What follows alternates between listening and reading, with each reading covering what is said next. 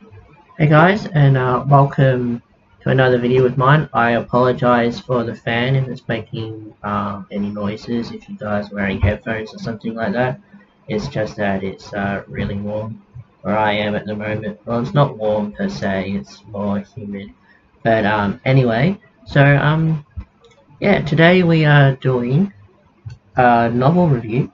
It's something of a series that I would like to call The Worlds of Westeros in chronological order, and the first novel in that to be in chronological order, which just came out last year, 2018, which I have literally just finished today, is this a book, Fire and Blood.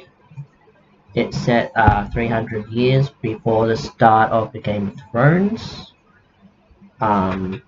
So yeah, it's set during the it's pretty much a history of the Targaryen kings, all the way from Aegon the Conqueror to Aegon the Third in this book. There is going to be a part 2 of this. Now, despite its size, as you can clearly see, it's massive. It's like a tome. It's not actually that long, really. It's pretty much very long chapters. Chapters are very long, but the contents of themselves is pretty short. But the chapters is way long. I think the longest chapter arc in this is during the Dance of the Dragons, explaining pretty much that little bit explains why there aren't any dragons in Westeros by the time of Daenerys and all of them.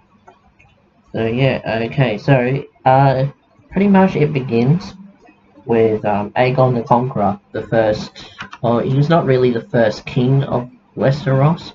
There were kings before them, but he's the one that united the Seven Kingdoms into one kingdom. Well, not really one kingdom. It's still called the Seven Kingdoms, but you know. Yeah, with his sister wives, with the help of his sister wives, Queen Visenya, who is the eldest one, and Enra, who is the youngest of the siblings. They set forth after the doom of Valyria to conquer the land known as Westeros. And so begins the long reign of the house that will become legendary and infamously legend, the House of Targaryen. So I enjoy this book. It's really good. It's told like someone else writing. Is George R. Martin did write this, but he wrote it in a way that someone in that world wrote it.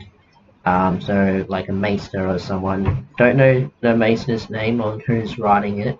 He might reveal the name in part 2, who knows. But I reckon this maester is probably around about the time of Daenerys, or after Daenerys, I don't know. But yeah, so it follows Aegon the Conqueror. Then it goes on to his children, which I just forgotten the names of. But I think Aegon. I think it was Aegon and Maegor Hall. Then Aegon's son, King Jaehaerys, sorry, King Jaehaerys, the first king. Well, not the first king. But yeah. Abby! Sorry, but that's my dogs. Just have to start. Abby! Sorry, barking at my neighbor. King Jaehaerys the first, otherwise known in his later years as the Old King. He's the one that said about the golden, as what I considered to be the golden age of Westeros. He's the king that pretty much set forth all the buildings and all the stuff like Dragon Keep that you see during the Game of Thrones saga. He's the one that built all that. He's one of my favorite kings in this book. And then follows on his son Viserys. Not really his father. It's not like his father, but by the time he got old enough, he was becoming like his father. Followed on by his daughter, and soon his wife, Queen Alicent and Queen Rhaenyra. They're the one that actually split the House of Targaryen, known as the Greens and the Blacks, which began the Dance of the Dragons, said about the end of the dragons. What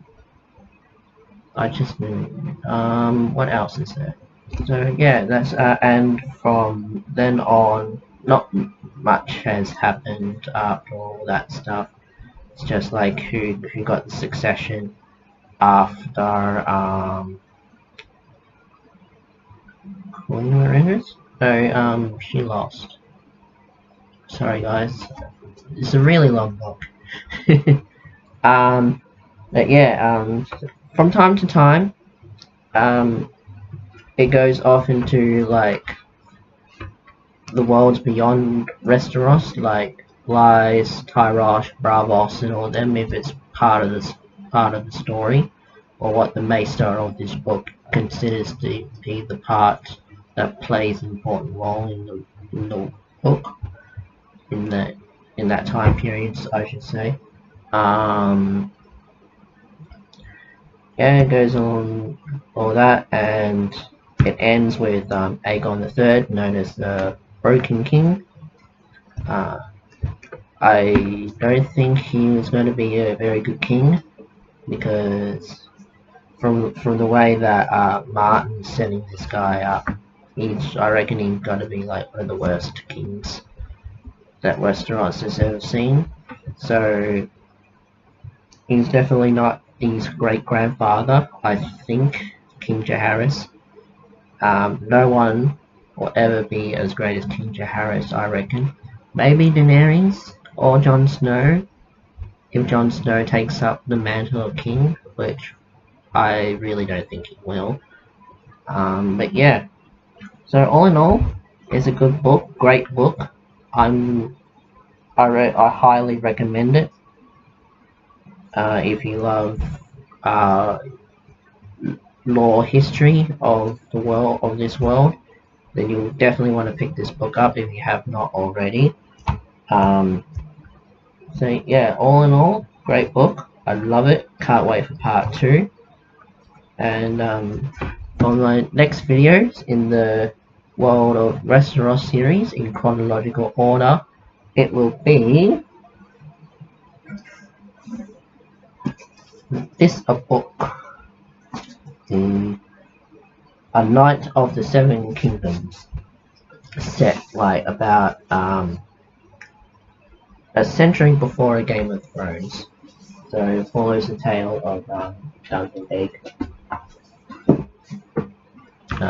who Egg will become the grandfather of the Mad King that officially ended the reign of the Targaryens during Robert's Rebellion. So that's the next book that I'm going to talk about once I finish reading all that stuff. So yeah, so thanks for watching, and I shall see you guys in the next video. Bye.